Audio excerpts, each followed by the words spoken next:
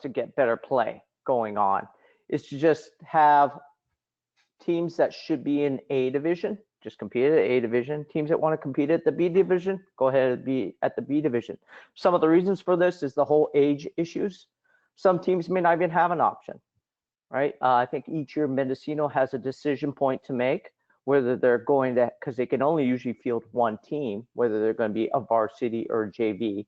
And they may have seniors on their team, and they may have, in fact, players from their junior high school playing up. So they have a decision point to make. The team that I coached last year was Santa Rosa. We're mostly freshmen and sophomore. We had 4 seniors, a team of about 18 players, and we had a couple 8th graders playing up. So we had that combined as a team. And the year before that was not much different, right? So depending on where you're at, I think in some ways moving to just a gold and silver division to me makes sense.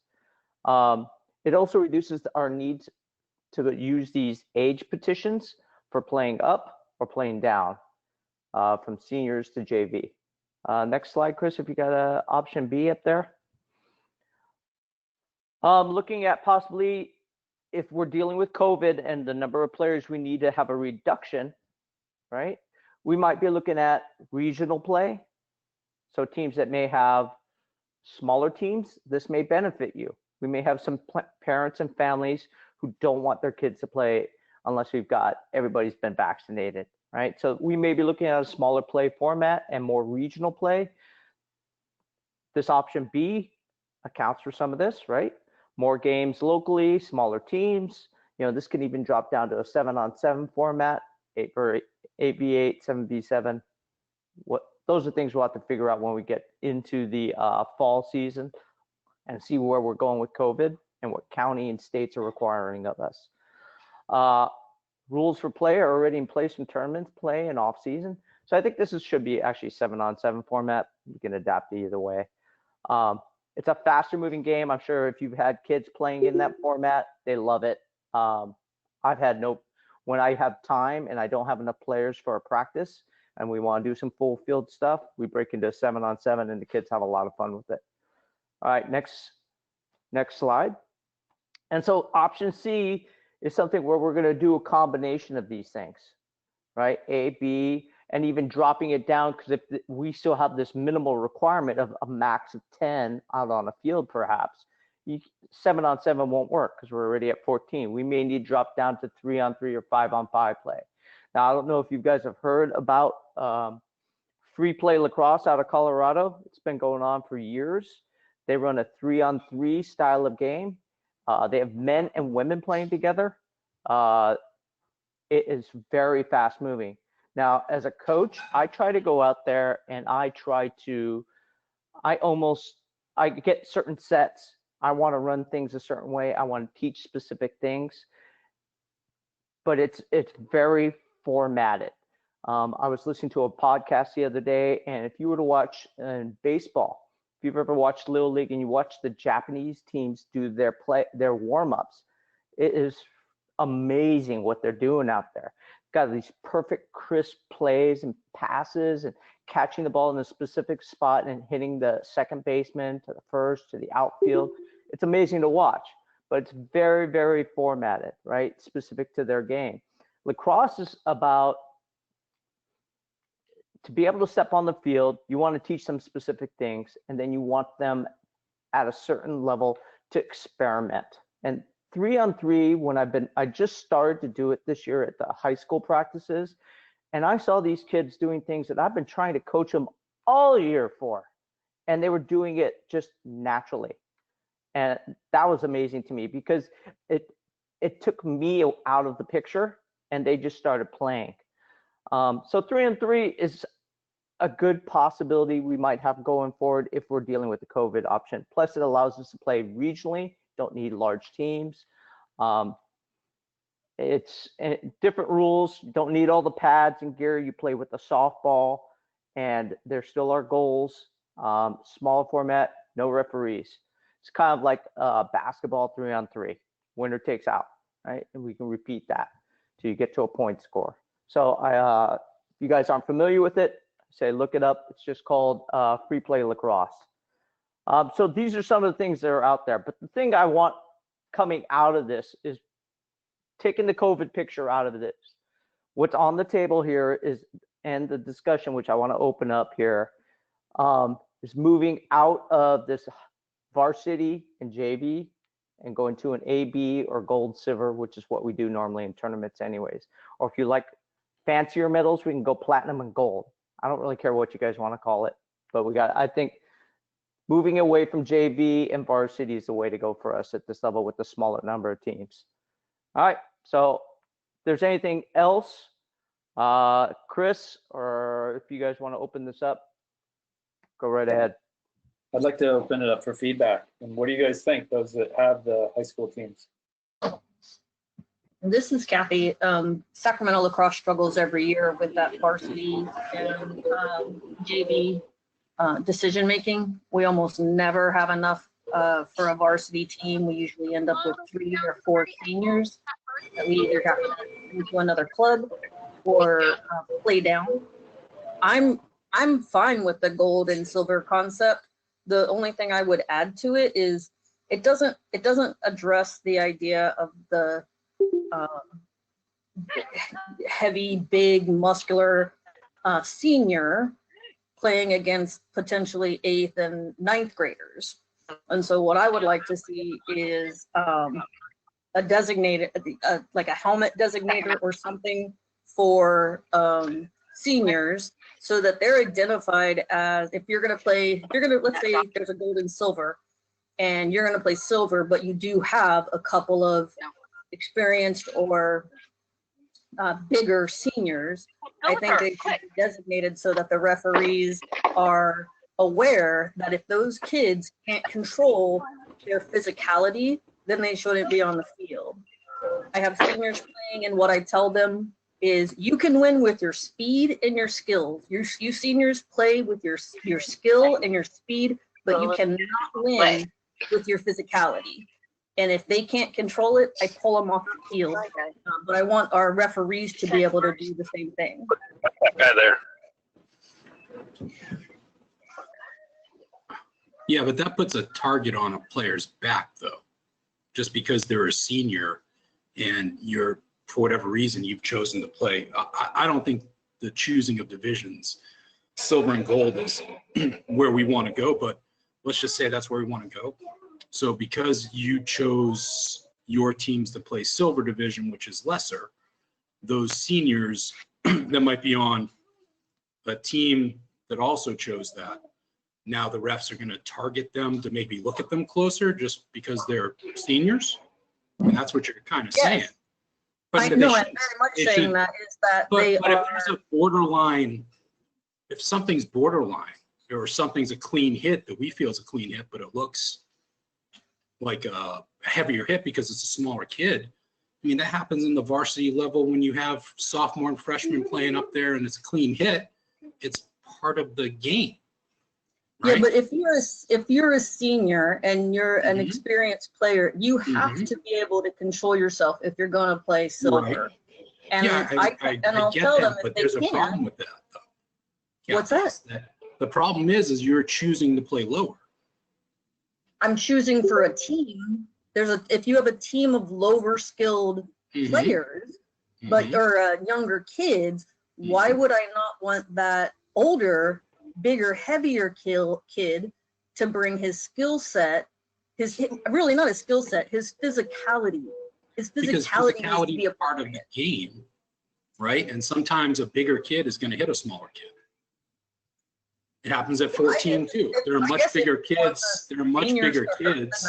You're just talking about how to keep the seniors on the same field as a freshman and try to keep it safe. I don't think I think you're looking at it. I don't think you're looking at it what you're saying. You're telling the refs to, these kids are seniors, target them or watch them more specific. Yes, than you do the other that's players. what I'm saying is watch. You shouldn't watch them more specific because they're seniors. That's not fair. We'll agree to disagree. That's fine. I'm just saying that's not fair. You can't go, this kid here is a senior and that's all I know about him and he looks big. Make sure you keep an eye on that kid. His Well, physicality, bigger. yes, yes, he needs to control his Lacrosse is physicality. but let's say he controls it. Now the ref is looking at him more closely and goes, oh, that's kind of borderline, where maybe it's not a borderline hit. Because again, we're asking refs to be subjective to things, right? You're now adding in this new thought to this ref's head, like, oh, he's a senior and he's a silver level. Now they're a freshman over here. I got to make sure I watch this kid extra. Why? Because he's a senior? Hey guys, let me cut in here real quick. So Sure. as I was talking about earlier, I have a team. I've had a team last year, this year. We've had 8th graders. In fact, last year we had a 7th grader, small, fierce, playing with us, had good skill set, and we had really big kids. And I have to tell you, during the whole year, yeah, once or twice our smaller guy got bounced around, but it was never with an intention from any bigger player. And I know from watching the full season, and this is a testament to the referees and the number of referees you have at every high school game, it never was a problem. I found the referees working with the players. I found the coaches, because there's only a small number of us coaches, only a high school level, Right. doing a good job of coaching up our players. And that really turns back to the player. And when I've seen tournament play, there's never been a special marker on any kid out there, whether it's silver or gold. And I've seen at the gold level, small kids playing, and these kids were awesome. The last thing I want to do is give them an advantage. They were quick. They were huge lax IQ because they've been playing. So I actually disagree with the idea of putting a special marker on a smaller kid. I think it's really about working with the coaches, keeping letting our referees know what's happening, and just working with the other team. I'd come across the line, talk to the other coach, and talk to the other players and go, hey, got a couple of 7th graders. We're trying to, this was last year, not this year. A couple of 7th graders, could you guys keep it mellow? And they were totally good. It was great. It was a good brotherhood of players out there. And that's a testament to this league and the guys who I've seen out there. And that was 2 seasons now where I've seen both of these things happening. So I think it's the game already does a good job of handling this situation of size out on the field. And Yeah, I don't just- disagree with that. I think we have some great smaller players, and I'm not necessarily proposing, and it's just an idea. And I'm not saying that we necessarily has to be a physical marker. It could also, like you said, making sure that the coaches know and that they're being open with each other. I would rather share my roster and let those coaches know about older or younger players, just so that people are being mindful of it. Yeah, but they don't do that in silver and gold divisions in tournament play. You just go out there and play, right? I mean, I had a team this year. It's our first year in varsity for a few years. We had a lot of seniors, but we had a lot of freshmen too.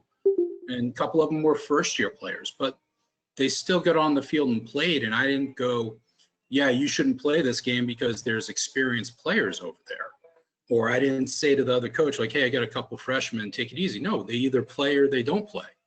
They either do their best when they're out there, and if they get hit and it's a fair hit, then they get hit. Lacrosse is a physical game, you know, and marking someone because he's more physical than other players, and in a lot of cases, that's a good thing. We want our players to be physical, within the rules, obviously, but we want our players to be physical.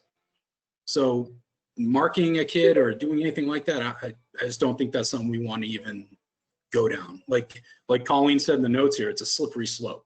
You're like, now I'm going to mark this kid because he's this or this kid. No, we don't do that. When a parent signs the release of liability on signing up their kid, they typically assume that the player is going to be paired with kids the same level, the same age, sometimes the same, within a year or two or whatever. What is the liability and the enforcement of a release of liability, for lack of a better word, when you have a 3-year-old kid in high school playing down because he can't be in a team that's his appropriate age?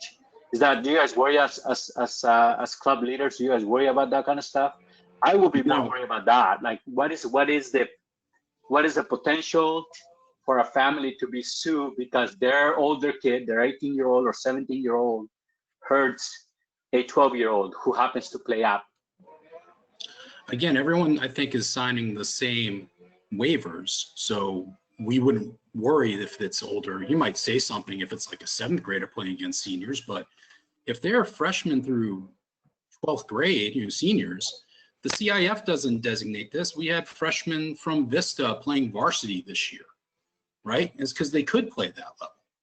Now, this is different. We don't have as many clubs, but we still at the moment have a varsity and a JV. And it's really based on what do you think your players can do? And if you have to, like we've had to tell seniors in prior years up to this year, hey, you're going to have to go somewhere else to play because we're only going to have a JV. And it stinks, but those players need to play at the appropriate level. Right. So, And that's really my question. My bigger question is, at what point as a leader does a club decide to take the risk and play older kids down to younger kids levels because they can't build anything else? And that's unfortunate. We have to do it. Marco, I get that, but let me add one more thing. When we talk about could I petition this kid to play down to JV, you take consideration of the player. Like I know I had a kid 2 years ago that was a really good player, and we were like, we're going to mainly be a JV. You're the only senior. If we can petition you down, but you're going to really dominate the JV, you won't have a good season. And we sent him off and he played at Wood Creek that year. It's not fun anymore, right? Yeah. Right. So we had him play somewhere else where he could be competitive. But I guess that's my point, that you're making an informed decision at that point. Right. It is when, you don't take the time to make that decision. If you don't take the time to make an informed decision, then you really are putting players at risk. That's always a risk when you're not making an informed decision. And I think most of us know the kids that come to our club. Now it might be a little different coming up because we have lesser clubs, and some, like if Roseville does go CIF this year, some of the kids that might have played there out of area are going to come to a Folsom or a Gold Country, and things like that. So maybe we don't know those kids as well, but we know the kids in our program that are coming through the program. Right. Now let me ask you one more question. I'm gonna play devil's advocate here. Sure. If you had a team that was age appropriate, and you go face another team that may in fact have 3 or 4 older kids because it's the only thing they could field, you wouldn't have any concerns as the coach of your team facing a team that has 4 players that are maybe 2 to 3 years older? I mean, I guess no, because as long as it's played, you decide to play them or not. I would play them, because as long as it's played within the rules of the game and they're doing things the right way, then it's the game of lacrosse. Should be no, yeah. Okay. Right. It's So the I game of think lacrosse. this forum is great for facilitating these ideas and having the dialogue. Unfortunately, I think we could spend an entire hour going through the different. Well, I would just No, this is good because it ultimately is going to help define how we move forward with the high school division. So what we want to do is further encourage the dialogue, and the ideas that Jim has touched upon at this point is our starting point, right? Obviously, with each one of the options, there are different components that would be required in order for us to play in that scenario. Whether you're having to do petitions, whether you're having to state the skill level, like what's the different division skill level required for each, whether it's the 2 different kinds. There are certainly, once we get kind of a consensus or a majority rule on what direction we'd like to go into, the second part of that then is narrowing down the specifics. So, and we as an organization are relying on each other to come up with those rules that are going to be associated with either qualifying for a certain division or any type of special circumstances or any type of modifications that happen in those divisions. So there's a lot of the apple to eat on this one, but I think we have a good start. I would like to give one last opportunity for any other comments related to that before we move on. I know that we've got some other important topics to touch on within the hour. This is Derek. This is Derek from Alameda. So we are able to field only one team. Last year, not this last year just ended, but the previous year, we actually played in the JV, and we had some seniors that we petitioned to play down. So we did have some larger kids playing with some freshmen and sophomores. This year, we were only able to field one team again because that's really where we are right now in our growth. But we had more seniors, and we had to play up into the varsity. And in both situations, we had the same type of situation. We had younger kids playing against older kids. So I would actually endorse, the gold or silver, where we would have the option to pick based on, the coach knowing the skill level of the team. And I'd also like to throw out that there is conversation that goes on with the coaches. And so in case when we played Jim, when we played Santa Rosa, I talked to him previously. We spoke even before the game. We said, hey, this is where my team is.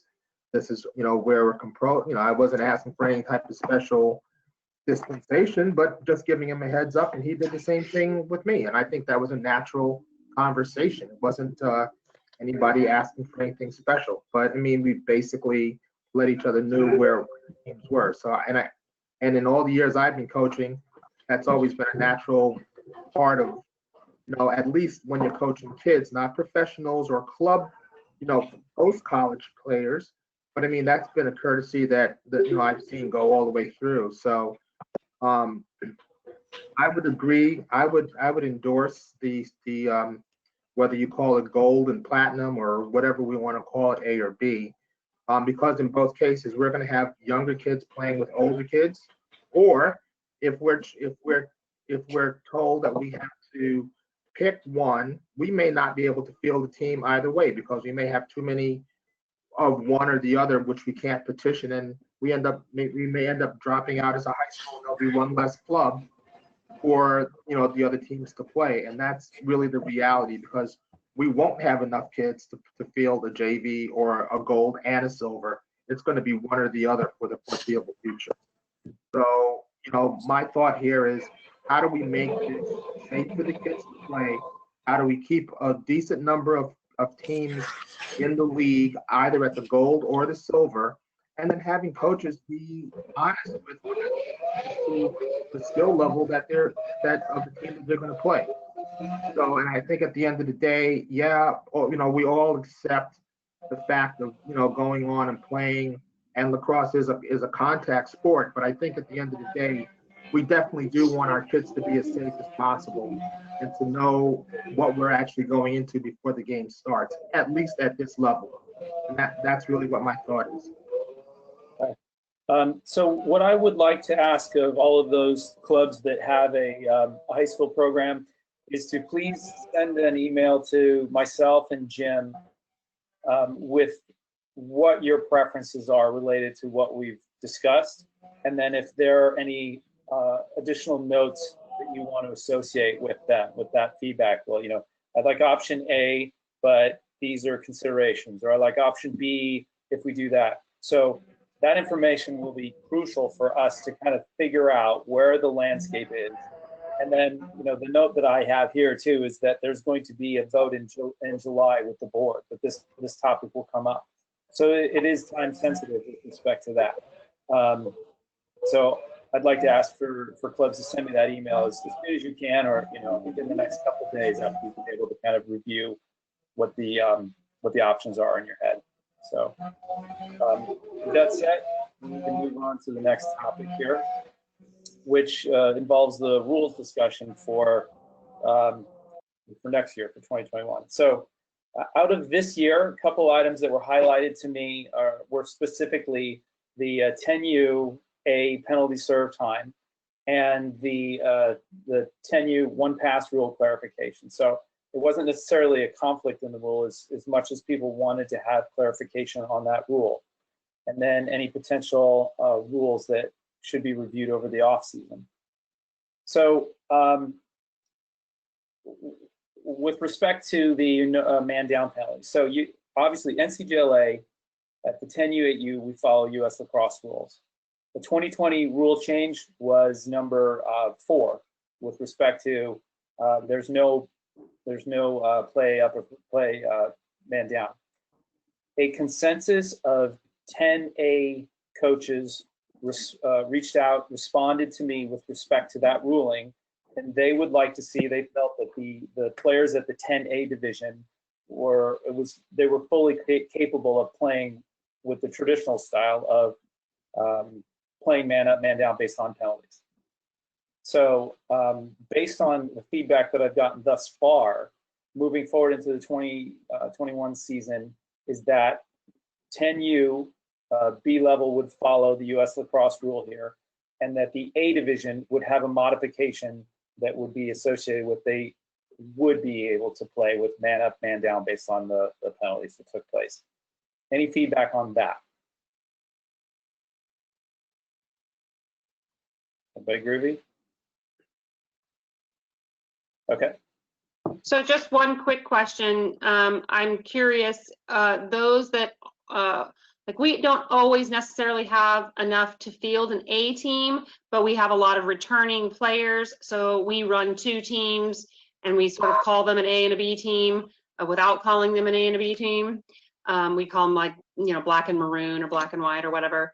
And oftentimes those kids will, our coaches typically have conversation with other coaches regarding how they're gonna play. So is that still gonna be acceptable? You mean coaches having a dialogue about their teams? Yeah, prior to play, if they're not gonna play A, but they have, say, a couple of teams and one team is clearly. Yeah. I don't think there's any initiative to stop communication from coaches prior to games. I think it's have an open dialogue with the guy on the other side or the woman on the other side is crucial to kind of fostering the best environment we can. So. Okay, I thought maybe we were going to be making a rule change, like this is the way the format had to go. I didn't mean to stop communication. Oh gosh, no. Right? No. The rule changes that we're looking at right here are one, the penalty. The execution of the penalty. If a child at the 10U level in the B division, if they're responsible for a penalty, they get pulled out and then the replacement gets sent in. At the A division, what they're asking for is that the team that commits the penalty serves that man down because of that penalty. Gotcha. So that's all that this one is. So, okay. The next one was related to just clarification of the 1 pass rule, right? So with the way that the rules are stated in the 8U, we have the NCGLA 8U modification, 1 completed pass in the offensive half of the field before the team can shoot. 10U, it appears that we need a little bit more of a clarification on whether or not it's an attempted pass or a completed pass. Okay. Current rule is stated there must be 1 attempted pass before a player can shoot on goal. And the recommendation to clarify the language is after the face-off, there must be 1 pass attempted, 1 pass attempt made before a goal can be scored. After that pass attempt, the game is fully live and either team can score without needing to make any more pass attempts. Does the written clarification help with the understanding of how that rule is supposed to be executed? I believe so. This is Ezra. I was one of the ones from Alameda that was harping on this one because it was just, fuzzy. And it matters a lot at that level, especially on the B teams where you got a couple guys that can really play and then a bunch of guys who not so much. So basically the idea is, and I get it, the idea is to kind of not have a FOGO kid who can come in, face off, get the ball, and then go down and score. And so once you as long as there's an attempted pass, and that player has to make a pass, and then from that point on, it is no 1 pass, regardless of transfer of possession, until the next goal is scored and you face off again. So it's literally one pass attempt every face off. And then if the goalie gets the ball or whatever, it's not about any other pass that has to be made until the next face off, which is fine. I just wanted to make sure coaches run the same page. Yeah. And that is, I want to reinforce that as long as we're on the same page. Is everybody happy with the way that is written, or the way that is what it communicates? If not, I'd love your feedback. I mean, I guess my thought would be I'm fine with it, and we'll absolutely live with it. I do think though it's only a small movement towards making the ball move, because now you're going to talk about, at 10U, particularly at the weaker end of the 10U, you still are going to have if there's not a pass on change of possession, then you're still going to basically have that dominant, the risk of having just dominant kids take over the game and really not pressuring the development of passing and catching versus just having kids, steamroll. So we'll live with it. It's not like that's necessarily a problem, but the rule, that's a pretty steamroll friendly interpretation of the rule versus a rule which says, hey, you got to make a pass every change of possession in order to get kids to move the ball around, and sort of prevent that, the couple of kids taking over the game. So again, we're Alameda, we'll live with whatever, as long as everybody's on the same page. But I do think that is a more individualized interpretation of that rule versus more of a pressure to pass the ball interpretation of that rule. Yeah, and one of the reasons why I added the part about the 8U modification was it states that it's, on the offensive half. So if this is something that we want to engage upon where it has to be each offensive possession, now's the time to throw it out there and see what sticks. And then Mike Porzano, from the officiating perspective, do you have anything you'd like to share in terms of how this rule is, how it works? Nope. The officials are going to read it as long as they attempt to pass after every face-off, then the rest of the game is just the lacrosse game. Okay. Right? That's what you're saying. As stated here, yeah. Yeah, it's stated just like that. That's how we're going to tell them that they have to interpret it, for our U10 guys. But that's all I have for that. Okay. It was quite confusing last year. Yeah. Some were playing one pass, and then the question of whether or not he had to wait for the pass to be done or how that was accomplished. So the way it's written now is pretty clear, at least from an official standpoint of view. It's just an attempt, not a completion or any of that. Okay? Yes. Okay. Let me take a look at the notes as we go there. And Chris, this is Greg Hoffman speaking. I mean, the rule's clear. I, like Ezra, would prefer it's an attempted pass every change of possession would be my preference for developmental purposes. But I mean, I've usually talked about it with the other coach, and we've tried to alter it or at least encourage our players to do an attempted pass. Okay. If you are in favor of making this a rule where it's with each offensive possession, if you could please throw that in the chat, and then Jim and Geraldo, if you could track that would be great. If you don't know, you want to think about it, send an email to let us know, and so that we can account for your vote or how you'd like to see things rule. So yeah, I'm sorry, I'm on my car phone, but I can't put it in the chat. But Alameda would vote for the every offensive possession interpretation. But again, we'll live with whatever the league wants. Okay. Okay. Good deal. All right. And then the only other note that is kind of on the horizon, it's not a rule, but Jim, I don't know if you want to, there isn't a lot of information to go on with respect to the possible face-off changes in the future. Just aside from an email now or an announcement recently by the NCAA, it's hot off the press, and this has not been a topic that we've discussed in terms of a rule change moving forward. It was just we wanted to communicate what we had heard from NCAA regarding how they're changing their face-offs. Right. So this is still in the once again, this is James, Boys Commissioner. So this is something that was pushed forward. They had a couple of face-off people as well as the administration of the NCAA. And it's at this point where they are going to have a meeting in July to confirm this or not. But what they're proposing at this time is to do two things. One, all face-offs are going to be standing, so no one down on a knee anymore. And there's no more motorcycle grip. Okay, so you go back to the neutral grip. For those of you who have face-off people who are specialists, this can be an issue. So it'd be important to probably practice that if you have not started that already, just in case. But it still has not officially been approved, but it's within the first step of approval. So we'll know more come July. It was in U.S. Lacrosse in their, I think it was their chat this morning. I was catching it with Greg Gernelian, I think it is. He was discussing it with TD Irlian. God, terrible at those names and pronunciations. But those are two of the best face-off guys out there. So if you want to know more, you may want to track that for your teams if your coaches don't already know or your players don't already know.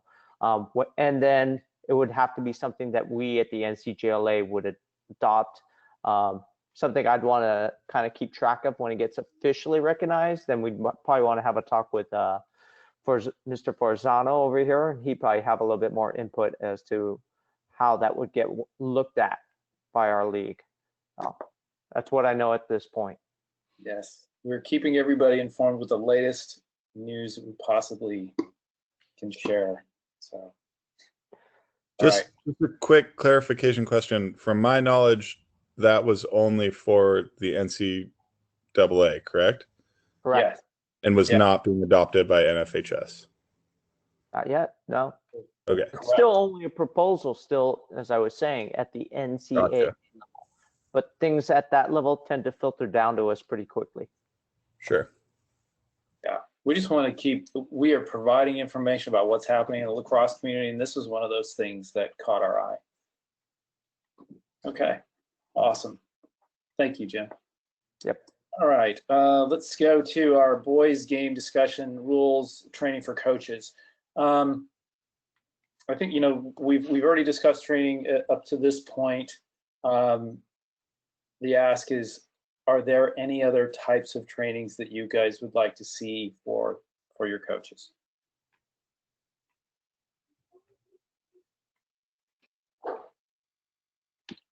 Yeah, I'll jump in. Hayden Cook from Oakland Lacrosse here. We've been doing restorative justice circles with a lot of our high school students and middle school students around our current social climate. And some of our high school students are even refs. And racial bias training is something that we haven't seen or haven't approached in our coaches training. And I know there already is a long list of requirements, but I do think that is something that is important and can be applied to refs and coaches as well. Okay. Yep. Any other items? Okay. No, I know that is of the utmost importance, especially that one in particular. So there's the initiatives that are taking place now to put together groups to talk about it and to determine what the next approach is for the organization and all the clubs within the NCJLA. So I know that's a top priority. It is of mine as well. So I think just one thing. This is Kate from Pleasanton. One thing from our coaches is just combining whatever you can combine. I mean, it's everyone's volunteers, everyone's got families, jobs, whatnot. So just like the number of hours to just make really good use of the time and just to combine as much as possible. So it's not as much of a burden on our coaches. Yep. And that's if you saw the general session this morning, that is what we're trying to actively do, is trying to lessen that time constraint and consolidate more of those training requirements together. So hear you loud and clear. And I like to say I'd rather have it in virtual versus necessarily in person and on play days, because play days you're typically working with your team and stuff, and it's a lot to take in, and I'm not sure if you can do an adequate job at a play day. I think webinars or something like that would, and maybe multiple opportunities can help. Okay. Good stuff. Thank you. Chris, I'd just like to bring up what Gina had mentioned on a previous session about first aid and AED and that type of training as well. So yeah, we got those. Okay. All right. Boys equipment. The only item moving forward for this year, the 21 season, is with respect to the goalkeeper chest protection. So that's still going to be in place regardless of COVID changes or not. We also just wanted to highlight the 22 season with respect to the shoulder pads as well. Just wanting to keep this stuff on your calendar. And then the 22 home team required to wear white, that's going to be a discussion point, obviously based on, what clubs are able to do with the funds that they have. And chances are not everybody can go out and buy a bunch of different uniforms and things like that. So we know that there are real world financial, what's the word I'm looking for? Impact, yes. Ramifications. So with respect to that rule, just know that that is not a hard and fast thing that's coming in the future, that there will be a discussion related to that topic and whether or not we will adopt that or whether we will have a modification for it. But with respect to the equipment, make sure that the parents in your organization know what label to look for. So whenever they're out buying products, the retailers and sometimes the salespeople may not know as much about what's going to be required. They just know they got to move this product off the shelf and you're looking for a chest protector. So make sure that you're communicating to your parents exactly what it is, what this label looks like that their equipment needs to have in order for them to be able to wear it in the future, because we don't want anybody to go out buy something brand new and then show up at a game and they can't wear it, or that it doesn't give them the proper protection that they need. So make sure that this is passed around. Okay, now I'd like to move on to the boys rep call portion of our conversation. Geraldo, are you there? Yes, I am. Great. Hi. Okay. Want me to start? Please, yes. Great, yeah. Hi, guys. I'm Geraldo. I'm the 14U commissioner for the NCGLA. So some of you might remember me when I facilitated the last boys rep call in February, but I also ran a few of the meetings from last year. So as you can see, here's the below is the boys rep call attendance. From last year, we had about 10% of the club attendance combined for the March and April, which is significant. But this year, the numbers were better, which is great. But I kind of want to open up for discussion for what everyone thinks about how the rep calls are going for you guys. If you guys have any suggestions, I know Chris, if you can go to the next slide. Here are some options that we have. Does the time, the day of the boys rep call work for your schedule? Is there any specific time or day of the week, day of the month? Do you prefer to have a different option than to have a boys rep call? Just kind of open up for discussion for anyone. So, because we want to make sure that everyone gets the message across, everyone gets the information, but we also understand that life happens and there are many things that go on in people's lives. So we totally understand that, but we want to make sure everyone gets on the same page. So just kind of open up for discussion here. So wherever you guys have anything in mind. So.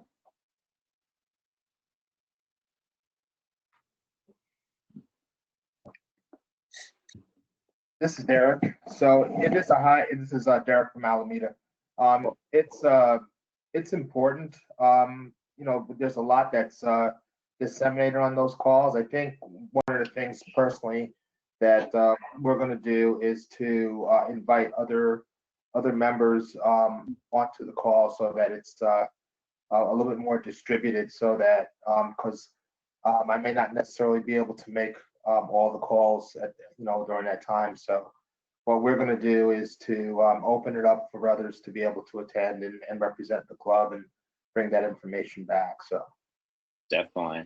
Yeah, definitely have coaches, or like I know in some clubs they have like there's a parent that like kind of sends other emails to other parents. So if they want to join the call, that would be great as well. So it's like the more, and it doesn't have to be just one person from the club. It could be like more than just one. So I think the more people that attend, the better the communication will be, and there'll be like less of misinformation. So Yeah, team managers, they're welcome to attend.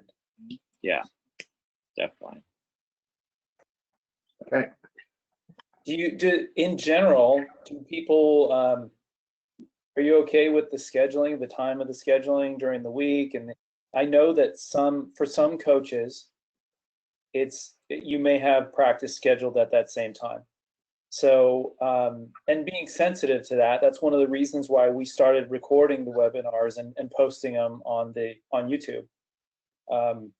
The numbers are slightly better with viewing the assets on YouTube, but we still have room for improvement. And there's a lot of really relevant information that takes place and that gets covered during those calls. So if there's something we're missing, we got to know, because I want to make sure that we're effectively communicating the information that needs to be sent. So any feedback you have with respect to how to make these more productive is welcome.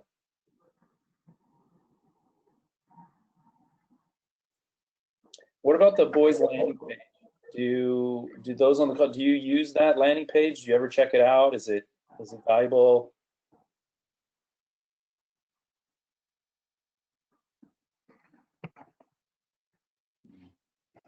I think one component in terms of increasing the number of views on a video is often relying on somebody to go to a website.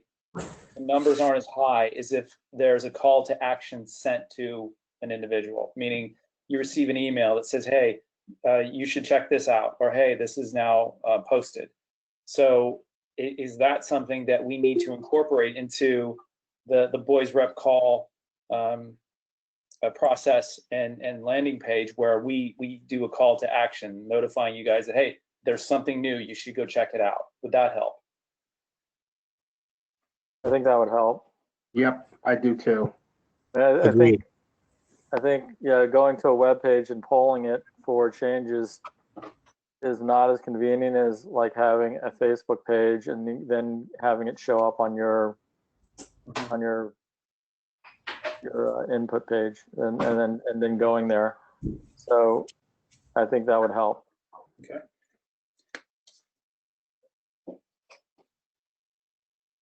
Or sending emails out or something, sending an email out, or Chris, is the landing page you're speaking of, is that like on the NCJLA's website where it says boys lacrosse? Is that what you mean by landing page? Yes, that is it. Okay. And we send out notification. Typically, we try and do at least 24 hours to say, hey, there's a boys rep call tomorrow. Here's all the call-in stuff, and here's the agenda. So we'll continue to do those, but we'll also, anything associated with the landing page that's where we try and keep, the latest and greatest stuff about the boys game that doesn't get posted on the homepage. Yeah, I definitely visit that boys, both the boys and girls as president. Like if I need to find something else, that's where I go. Okay. Great. Okay, if there's any ideas afterwards, please let me know. And Geraldo, thank you so much for all your work on those. And we want to find the most effective way to communicate with the most amount of people. So, of course. Okay. With that being said, we can move on to our boys game discussion with respect to safe return to play modifications. Well, Yeah, so this is a big one. I think we covered this earlier, so I won't go too deep into the process, but I think by this point, everybody is aware that there are different stages associated with return to play. And I know US Lacrosse and other organizations are working on what type of approach, not just lacrosse, but all sports in general, are going to take to return to play, and what are the different sign-offs for each stage. I know that US Lacrosse has been working hard at coming up with alternative game type scenarios, whether it's playing with less players on a field, trying to adhere to those different stages. I think that unfortunately at this point we're not in a position, nor do we have the information to say, if we do have to go into a stage 3 model, here's what the rules and everything are going to look like. I know the US Lacrosse has been working on those, and at some point they'll probably be releasing those to say, okay, if you are in a location that needs to take this type of approach to returning to play, then here is guidance with respect to how the games will work and how they're structured, the rules associated with them, and so on. Unfortunately, I think right now we're at a place at this time where we're just kind of waiting and see, what will happen with respect to our different stages we encounter, and then once those rules for COVID-related illness, once that gets published, then we send them on to everybody else. I know that the Olympic rules, the Olympic development rules, have been heavily consulted with respect to small-sided format. So if that's something you want to get educated with, if you're not too familiar with it right now, that might be worthwhile to just kind of understand how things may be set up in the future if there is a small-sided game.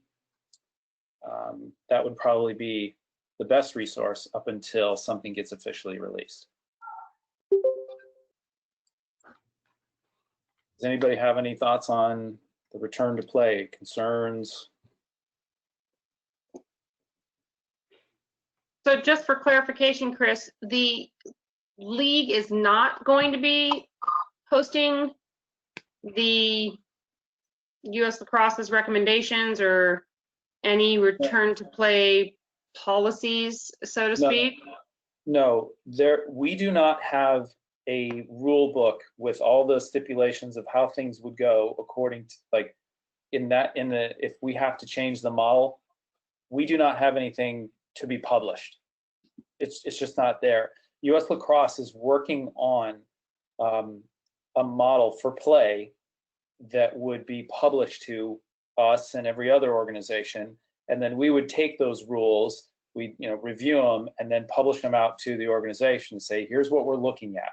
So it's not that we are not going to publish rules, it's that we have not been given a copy of how a new scenario would work. Not something that can be tied together with our league yet. Gotcha. That makes sense? Is there a time frame from US Lacrosse to provide that to you guys? I don't know the specific. Laura could probably give a better idea in terms of the window that they're targeting. I don't have any information on they're going to try and publish something by this date. If you look up online, there's an article with NFHS rules saying that high school sports will they'll keep the same rule set for the 21 season for the spring sports. If you go into Google and type that NFHS 2021 spring sports, you should be able to find an article that mentions that NFHS saying that they are not going to make changes to the rules and how the games are played for those spring sports. US Lacrosse has not given us a date of we're going to give you this by a certain time should we need to adopt small-sided play. So when we do know that, we'll communicate it as quickly as possible, because obviously it's going to take time for everybody to get their ducks in a row in terms of how we're going to do things. it's a major change to our processes, right? You know, putting your teams together, the rules associated. There's so many different dominoes that would fall if we need to adopt that type of model. But I don't have a date right now that I can tell you to say, hey, on July blah blah blah, we're publishing this for your backup plan or something like that. That's just we don't have that yet. So club by club, are we then in making our own No. return to play protocols? Well, with respect to, so there's return to play with respect to all the health requirements, right? And when you're talking about the medical checks and all that, that's one component. I'm speaking of specifically game related. Okay, so if we have to go into a short-sighted model where, you know, we're talking about 8v8 play, well, what are the rules associated with that? How do you play 8v8? How many players do you have to have on your team? Those type of things. That's what I'm specifically referring to. The health related stuff, that's, you know, that came up in the first part of our call today, where it's kind of a separate discussion point. How clubs adopt those and follow those, that's where the conversation was this morning. Just one other comment on it, I guess, from a logistics standpoint, not that there's like an answer for it, but it's something to keep in mind is, you know, the different counties are going to have, you know, different rules. And for example, us in Pleasanton, we are part of Alameda County, which, you know, is still really under some pretty heavy restrictions, but we play teams typically in Costa County that's a little bit more open. And then there's also the, you know, Pleasanton Fields, they're starting to try to reopen them, but they are very clear that we are not to play games. And so I just think from a logistics standpoint, it's just stuff to keep in mind. Like it really could be a nightmare. Yeah. So. Yeah, and when you look at the potential for rollout in a small-sided environment, you're spot on. What are the different counties doing? Just because your county is able to do one, you know, you're at one phase, the next one over who you typically play may not be able to do that because they're in a different phase. The model I think if we had to go to a backup scenario where we're having to adjust, where we're not able to return to our normal play, is that play would be kept regionally, right? And within those regions, you may have a different type of game that takes place depending on where we're at with these stages. So it is I think when you start breaking it down, you know, and again, we could have a whole other hour just talking about this stuff, but if you start to break down the different areas, it may be possible for one region to play this style of game and in another region to play this style of game and have their own localized tournaments and so on. But we just don't know how things are going to roll out. The one thing that I wanted you to take away from this discussion is, one, that people are talking about it, that U.S. Lacrosse is working on a plan should the fundamental way that we play be changed and according to these different stages of how many people can get together and so on. We definitely want you guys to be partners in this, where, you know, whether or not, if your club is in a place where you're not in a position to play locally because you're not permitted to or whatever, we're sensitive to that. And so are there any solutions? What possible avenues do you have based on the current, you know, stage that you're released to play at? It may vary, and that in itself is a large discussion and a big plan. When U.S. Lacrosse, you know, they're kind of one of the leaders in this respect to provide us models of play, and we'll definitely review those and discuss them, you know, with the clubs and try and come up with an idea of how to return to play. But there's just so many what ifs, and we just don't know right now. Hopefully, the time that it's going to take between now and the beginning of our next season, hopefully that's enough time so that we can really start to define where we're going to be at the beginning of the year. But I think it's important for club administrators to be at least, I don't think you can step away from lacrosse today and then check back in November. I think it's probably good to just check in every now and then, and we'll definitely be sending communications out if there are any updates and things. And if you find yourself feeling like you're out of the loop, like send us an email, notify us that, hey, I don't know what's going on. Is there any updates? Because this is a year-round job for us. So I want to make sure that nobody's feeling like you're left in the dark. Is there still talks? I know some of the feedback calls during the COVID were about pushing back play. And is that still in the works? Like, we're not going to start until later because football may get pushed back, which may push back spring sports, but it's all going to be a domino effect. So there hasn't made no decision has been made to officially push anything back. Okay. We have not had any conversations at the board regarding pushing play back yet. We're not. Yeah. I don't think anyone on the board is ready to have that. Kathy, I correct me if I'm wrong, but we're not talking about that just yet. No. Right? No, Marco, you're correct. No. My understanding from the board is that we haven't even started. We're hoping very much that we play on time and even with modified rules and regulations, but I don't think we're ready to have that conversation. No one in the board is ready to have that conversation, even though a lot of institutions are planning for a second wave, right? A lot of universities are planning for that. Elementary schools are planning for that. High schools are planning for a second wave type of scenario. I don't think we've had that conversation at the board level yet. Yeah.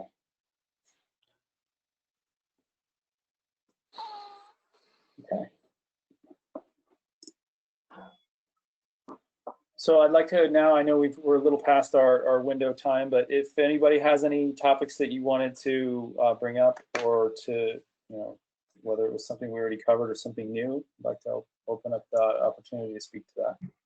Hey, Chris, this is Derek from Alameda.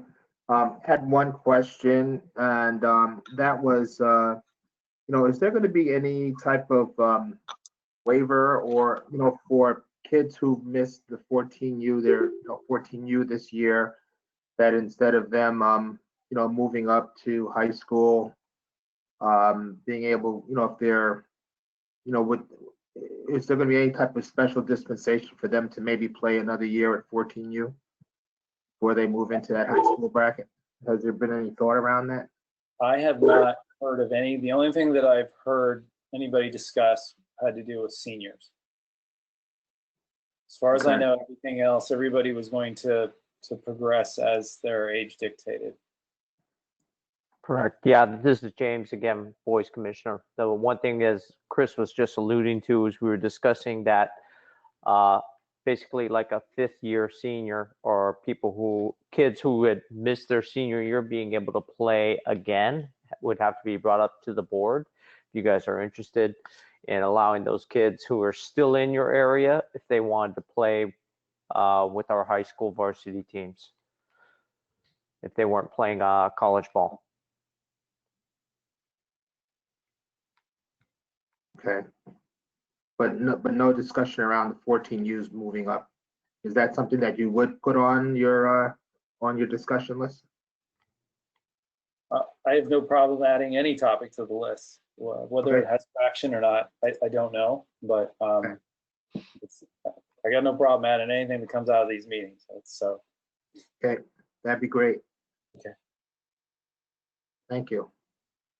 So I would just circle back to what I was just saying, that I would like to see the board address pushing back the season, just so we align with spring sports better. It's tough because we start so much sooner, and especially at the high school level, we lose kids to other sports. And then it's a little too late sometimes by the time they don't make that team or whatnot. And then we were adding kids this year at the high school level, a couple of weeks before the season started, because spring sports start a good month after us. So I'd like to see that be a big discussion. I mean, Yeah. I don't know why we're always fighting the whole rain in January and all that other stuff. I know that this is not something that just I have thought of. I've talked to so many people in other sessions about this, and I just would really like to see that discussed. I think as a league, we had this discussion already.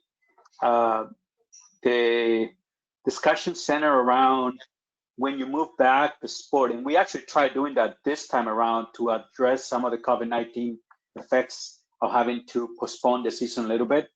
Obviously ended up canceling it, but in pushing back, we were hitting that wall between the rec part of lacrosse and the comp season part of lacrosse. And the league has a really good partnership with a lot of the comp season clubs around all over Northern California. So we just didn't want to make sure we were affecting that. But if you have a proposal that I think is worth looking at in terms of, you know, how do we address the fact that a lot of these kids move on from rec to comp? Do they play both? Do they play both leagues, or do they have to choose between one and the other? I mean, there's many questions to be had when you push back the season, especially when our partners in the comp areas, in the competition, the competitive clubs, are waiting for these kids who come out of rec to start playing with them. So no, we had this discussion.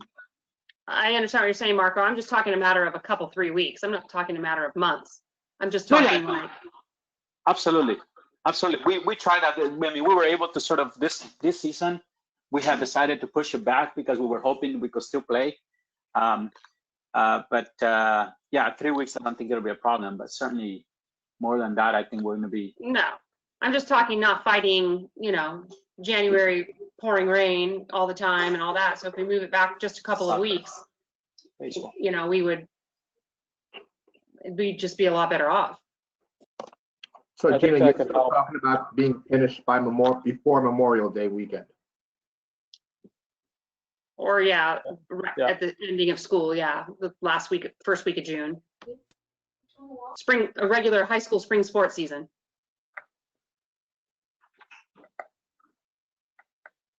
Because that's what everything revolves around, at least in our area.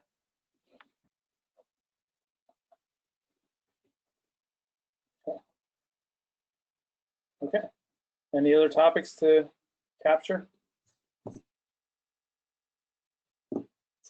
I know this is something that probably is not top of mind for folks, but I noticed in my first go around of scheduling games, it was really nice for the 14 UA and 12 UA.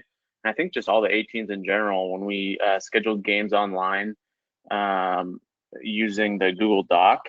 Have there been any talks in doing that and rolling that out for the B, V, and BR teams?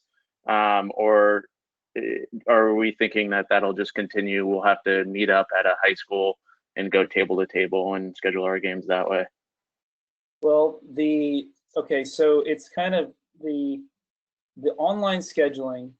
The first time it took place was a couple of years ago, and it was within a small subset. And then the next year, we rolled it out to a bigger subset with all the A divisions. So that's kind of like the testing ground to see how it works. Where does it succeed, and what are the points of failure, or where, you know, is it providing us and the clubs with the results that we want? So I think the objective is to find a model that works for 98% of the people, maybe 95%, right? So if we can adopt an online scheduling model that works for B divisions, we'll do it. So I think there's a lot of lessons that we've learned through the online scheduling for the A divisions in the high schools. So I know that we would like to come up with ways to roll out those benefits to everybody else if possible. So I can't make a call on whether or not that's going to happen with the B division in the near future, but it is on the land. It is on the what's the word? It's a part of the planning process to try and figure out a better solution.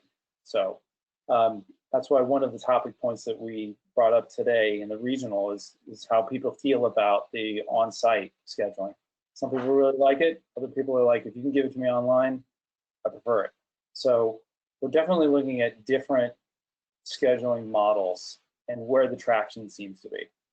So That makes sense. Thank you. yeah. Okay. Anything else?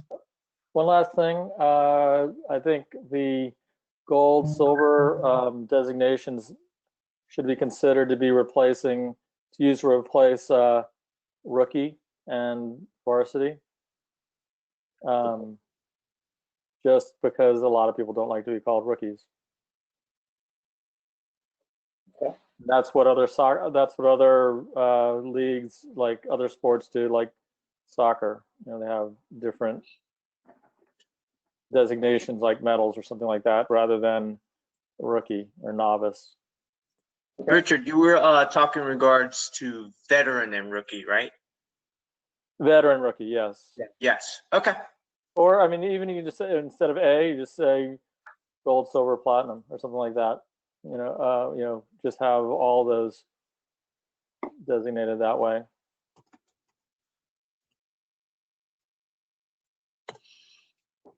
Up here in Roseville, I know the comp leagues went to colors versus A and B and gold and silver, because all of those designate a higher team. And so they went to, I know all of comp soccer has gone to colors overall. You play in like a platinum league or a gold league, but all the teams are white or green or blue, or so that there's no designation of an A or B or a rookie or a veteran or any of that. So I would be supporting something a little more like that. Okay. Is it a specific comp soccer program, or is it like a regional tournament decision? Or I believe it's regional. Like, it all changed last year, so they weren't calling anybody A and B anymore. Our teams changed names officially to like white and green versus, you know, rookie and veteran or A and B or gold and silver or any of that.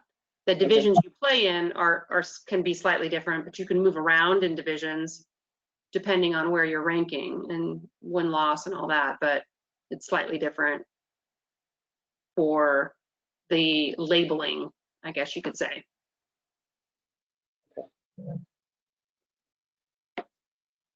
If that makes sense.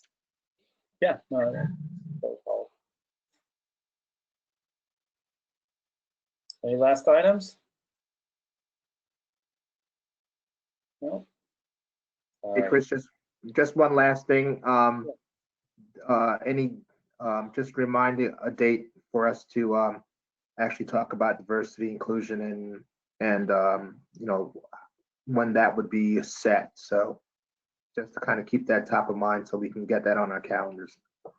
Absolutely. I know Laura's actively working on that. So with today's meeting and people wanting to contribute to any type of group, that should be coming out relatively soon. I know she was working on it pretty diligently the last couple of days too. So I would expect everybody will see something announced here soon. Okay, thanks. Okay. All right. Well, guys, thank you so much. I really do value your input, and my job is to try and make things better here. I know that the commissioners that work with me, Geraldo and Jim, are very very committed to making the experience better for as many people as they possibly can, and they're fine representatives of the lacrosse community. So I do want to personally thank you guys out here with everybody. Your feedback in these meetings makes a difference. So everything that you've thrown out, all the ideas that you recommend are taken very seriously. We meet, we discuss. I hope those who have experienced these meetings in the past have seen how these meetings will translate into actions in the next seasons. So I would further encourage you guys to continue to hit these meetings. And if there's somebody that you know who wasn't there today, you know, give them a recommendation. Maybe they should hit it next time, or at least send representatives, because this is how we scope and create the next season, next season's experience. So thanks for your time today, guys. I know it was a long day, and with that, I will say goodbye, and I look forward to the next time we see you guys, hopefully in person. Thank you. Thanks, Thanks to all the NCAA.